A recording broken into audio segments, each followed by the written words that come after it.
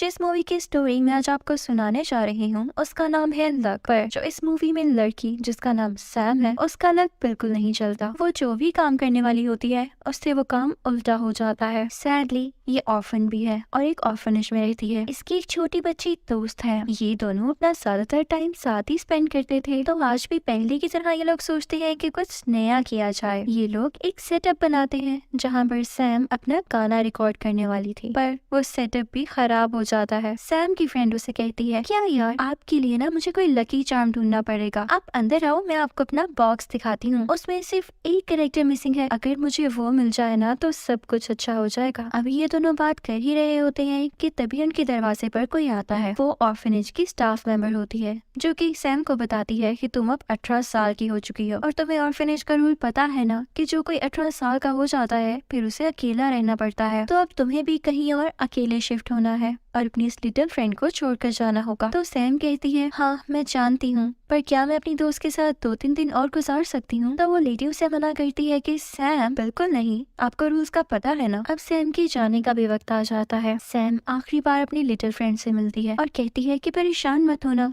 जो कैरेक्टर तुम्हें कम पड़ रहा है मैं उसका अरेंज जरूर कर दूंगी। अब गवर्नमेंट की तरफ से एक और लेडी सैम को पिक करने आती है ताकि उसे उसके नए घर में छोड़ा जा सके। जब वो लोग घर पहुंच जाते हैं तो वो लेडी उसको एक की देती है कि ये लो, ये तुम्हारे घर की चाबी है। पर वो की सैम से गटर में गिर जाती है। ये उसके अनलकी होने का दूसरा सबूत है। पर वो लेडी उसे नई चाबियां देती है और कहती है कि अब अच्छे से रहना। सैम अपने घर में चली जाती है। साथ ही साथ उसने कोई जॉब भी ढूंढ ली होती है जिसमें कल उसका पहला दिन होता है। वो पहली बार अकेले सोती है। सुबह उठकर जल्दी जल्दी में उससे कुछ हो ही नहीं पा रहा होता, फिर उससे सामान बिखर जाता है। जब स्टोर का ओनर ये देखता है तो उससे कहता है, सैम रहने दो, अब बाहर जाकर कार्ड्स को पार्क करो। अब ये काम करने के बाद सैम बहुत एक्साइटेड होती है क्योंकि वो अपनी छोटी सी दोस्त से मिलने जा रही थी। अब सैम जब ऑर्फनेज पहुंचती है तो वहाँ पे वो अपनी छोटी दोस्त से मिलती है, पर वो काफी उदास होती है क्योंकि जो फैमिली उसे देखने आने वाली थी वो नहीं आ सकी और वो यही सोचती रहती है कि क्या कोई मुझे अडॉप्ट करेगा भी या नहीं। तभी सैम उसे कुछ समझाती है और कहती है कि अभी तो बहुत से संडेज बाकी हैं, क्या पता अगली बार जो फैमिलीज आए वो तुम्हें देखें और अडॉप्ट कर लें। तो आगे से उसकी छोटी दोस्त कहती है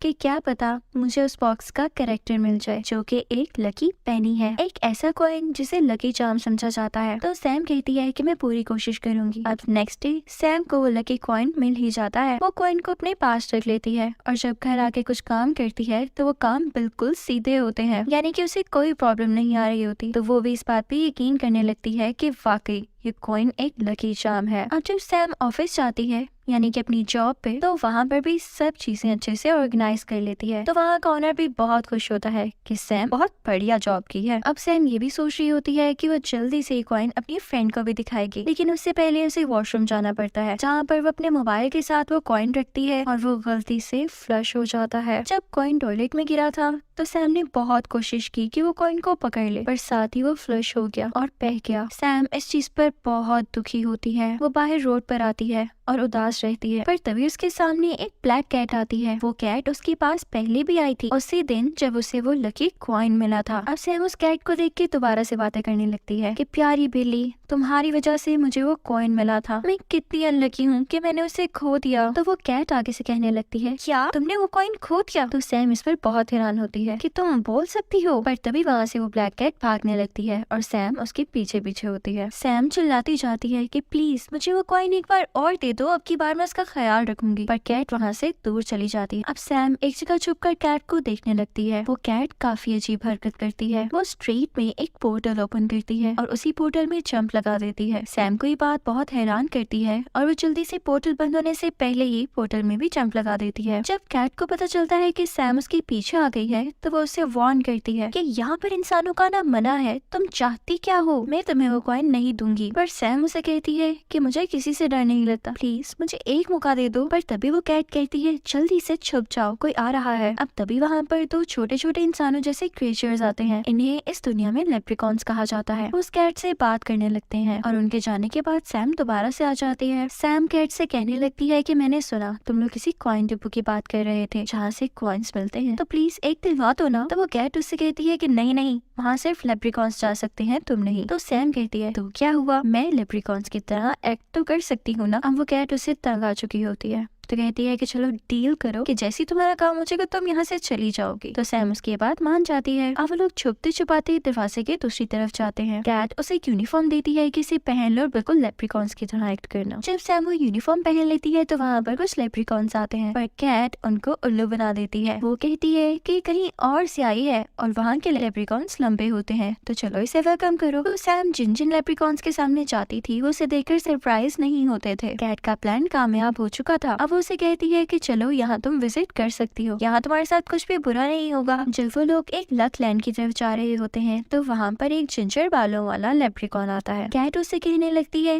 कि ये भी एक लेप्रिकॉन है, इसे अंदर का विजिट तो करवाओ। तो वो मान जाता है और इसके बाद सैम को अंदर जाने का मौका मिल जाता है। वहाँ पर एक मशीन चल रही होती है जो कि सब पेनिस को डिटेक्ट करती है, पर तभी सैम के हाथ में जो उसके पर्स का बटन होता है वो भी उस मशीन में चला जाता है। सैम फौरन से बाहर आती है और इसके बारे में कैट को बताती है। तो कैट कहती है कि तुमने सब कुछ खराब कर दिया है, अब क्या होगा। सैम परेशान होती है और अपनी सारी की सारी सच्चाई उसी जिंजर बालों वाले लेप्रिकॉन को बता देती है। तो वो आगे से कहने लगता है कि हमारी कैप्टन बहुत सख्त है, अगर उसे इस चीज का पता चल गया तो वो तुम्हें बैड लक कंपार्टमेंट में भेज देगी। तो इससे पहले हमें लकलैंड जाना होगा, उसकी स्पेसिफिक फ्लोर पे जहाँ सिर्फ गुड लक बनाया जाता है, ताकि वहाँ पर बनते हुए हम क्रिस्टल्स कैच कर लें और कुछ न कुछ गुड लक ब्रिंग कर पाए। इससे एक ये भी फायदा होगा कि खोई हुई पेनी यानी कि वो लकी कॉइन मिल सकेगा। अब वो सब उस तरफ जाते हैं। जैसे तैसे करके सैम वो लकी क्रिस्टल कैच कर ही लेती है। अब वो तीनों लकी क्रिस्टल लेने के बाद किसी ऐसे ड्रोन को ढूंढने जाते हैं जिससे दुनिया में वो कॉइन को ढूंढा जा सकेगा। लकीली उन्हें वो ड्रोन मिल ही जाता है। वो जिंजर बालू वाला लेप्रिकॉन और कैट किसी तरह से दुनिया से वो कॉइन ढूंढ ही लेते हैं, पर तभी वहाँ पर कैप्टन की अनाउंसमेंट होती है कि किसी ने मशीन में बटन डाल दिया है और उसकी पेनी खो गई है और उन्हें जिन पर शक है उनमें 3 लोगों का नाम है। उन्हीं तीनों में से एक बिल्ली का भी नाम होता है, यही बिल्ली जो सैम के साथ है। जब वो जिंजर बालों वाला लेप्रिकॉन उनको बताने ही वाला होता है कि वो ड्रोन दुनिया से कॉइन लेकर आ गया है, तभी के तभी वो ड्रोन किसी मशीन के थ्रू सेक हो जाता है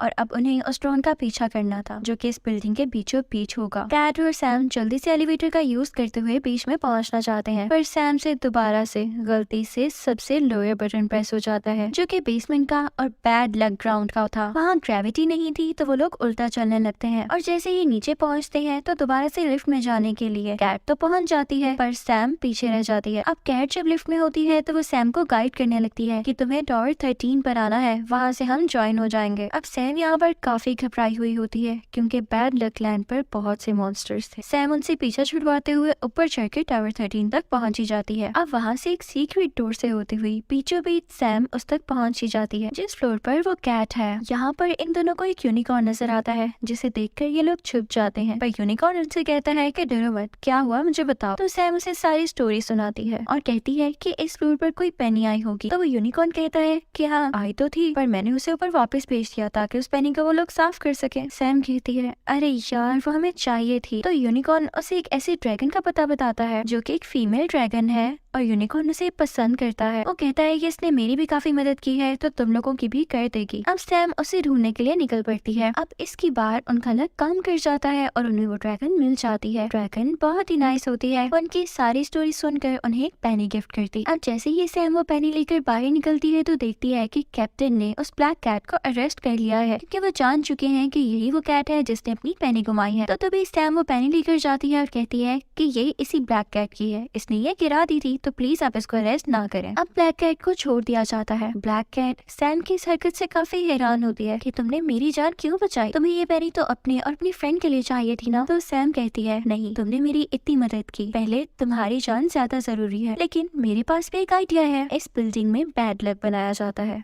मैं ठीक कह रही हूँ ना। तो अगर ऐसा किया जाए कि बैड लक की प्रोडक्शन ही खत्म कर दी जाए, यानी कि बैड लक को बनाया ही ना जाए, सिर्फ और सिर्फ गुड लक ही हो, तो कितना अच्छा हो जाएगा। वो ब्लैक कैट उसे समझाती है कि नहीं, इस तरह से दुनिया नहीं चलती, हम कभी भी ऐसा नहीं कर पाएंगे। तो सैम उसे कहती है कि अच्छा ठीक है, क्या तुम मुझे सिर्फ 2 घंटे के लिए इस चीज के लिए अलाउ कर सकते हो। तो वो कैट कहती है कि अलाउ करना मेरे हाथ में नहीं, हाँ तुम मशीन को किसी तरह सीक्रेटली कंट्रोल कर सकती हो, पर तुम ऐसा करना क्यों चाहती हो। सैम कहती है कि अभी तुम देखती जाना। वो तभी उस मशीन को बंद कर देती है जो बैड लक प्रोड्यूस करती है, ताकि वो मिक्सिंग मशीन में ना जाए और ना ही उनकी दुनिया तक पहुँचे। साथ ही वो किसी कैमरा की मदद से अपनी छोटी दोस्त को देखने लगती है जिसे आज किसी फैमिली ने विजिट करने आना था, और सैम यही चाह रही थी कि वो गुड लक उसे दे दे और उसे कोई फैमिली अडॉप्ट कर ले। उसका ये प्लान काम कर जाता है। दुनिया में हर तरफ गुड लक होने की वजह से उसे अडॉप्ट कर लिया जाता है। लेकिन तभी टाइम गुजरने लगता है और देखते ही देखते वो मशीन दोबारा से बैड लक प्रोड्यूस करने लगती है और सारे के सारे पाइप से अब वो बैड लक निकलने लगता है, लीक होने लगता है क्योंकि वो मिक्सिंग मशीन तक नहीं पहुंच पा रहा था। सारे पाइप्स ओवरलोडेड होने की वजह से एक्सप्लोड कर जाते हैं और हर तरफ बैड लक फैल जाता है। वो सारे लकी कॉइंस जिनमें सिर्फ और सिर्फ गुड लक था वो भी उससे असर हो जाता है, उस पर भी बुरा असर आ जाता है। तभी वहाँ पर वो काली बिल्ली बताती है कि मैंने अपने पास एक एक्स्ट्रा कॉइन छुपा कर रखा था सिर्फ और सिर्फ अपना लक अच्छा बनाने के लिए। असल में तो मैं काली मनहूस बिल्ली हूँ। पर सैम उसे कहने लगती है नहीं, ऐसी बातें मत करो, बैड लक तो मेरी वजह से फैला है, मैं हूँ ही अनलकी और सारी की सारी गलती मेरी ही तो है। वो काली बिल्ली सैम को समझाने लगती है कि नहीं, तुम बहुत लकी हो क्योंकि तुम्हारी नेचर में दूसरों के साथ चीजें शेयर करना है और ये गॉड गिफ्टेड होता है। और अपनी नन्ही दोस्त के लिए जो तुम परेशान हो रही थी वो भी मत हो क्योंकि वो भी दुनिया की सबसे लकी लड़की है क्योंकि उसे तुम जैसी दोस्त मिली। ये सुनकर सैम रोने लगती है और सारा का सारा दुख अपने अंदर से निकाल देती है और अब वो दोनों सोचते हैं कि कोई तो ऐसा तरीका होगा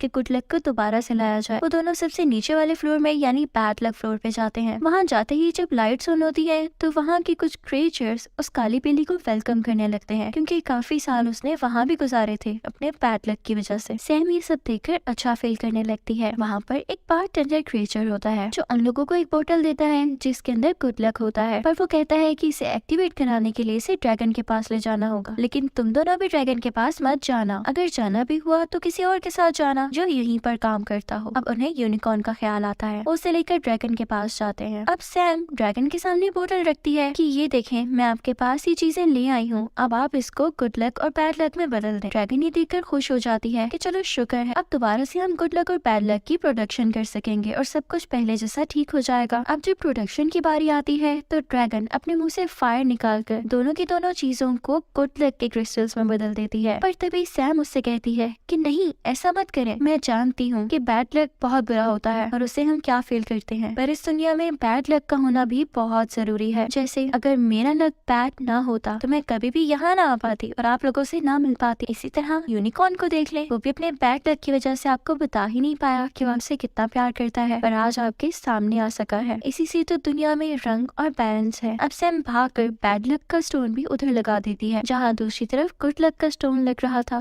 ताकि हर तरफ बैलेंस हो। और अब वो इस चीज को समझ सकी थी कि कोई भी इंसान लकी या अनलकी नहीं होता, बल्कि हर एक की जिंदगी खूबसूरत होती है, बस उसे उसको समझना पड़ता है। मशीन दोबारा से चलने लगती है और सब कुछ वैसा ही हो जाता है जैसे पहले हो रहा था। सैम कैमरा से देखती है कि उसकी छोटी सी दोस्त परमानेंटली उन लोगों के साथ रहने लगी है जो उसे अडॉप्ट करने के लिए आए थे। मूवी के लास्ट सीन में हम देखते हैं कि उन्हें इस काम करने पे बहुत ही ज्यादा अप्रिसिएशन मिलती है और उन्हें कुछ अवार्ड्स भी दिए जाते हैं। पर तभी वो ब्लैक कैट कहती है कि अगर आप लोगों ने मुझे कोई अवार्ड देना ही है तो मैं चाहूंगी कि अपनी मर्जी से मैं सैम की दुनिया में रह सकूं। सैम ये सुनकर बहुत खुश होती है और उसे गले से लगा लेती है। फिर कुछ अर्से बाद हम देखते हैं कि सैम और वो ब्लैक कैट साथ ही रह रहे हैं, काफी एंजॉय करते हैं और साथ ही साथ सैम अपनी छोटी दोस्त से अपनी बिल्ली के साथ मिलने जाती है और उनकी लाइफ पहले से भी ज्यादा हसीन हो जाती है। इसी के साथ ये मूवी यहीं पर एंड होती है। Thank you for watching.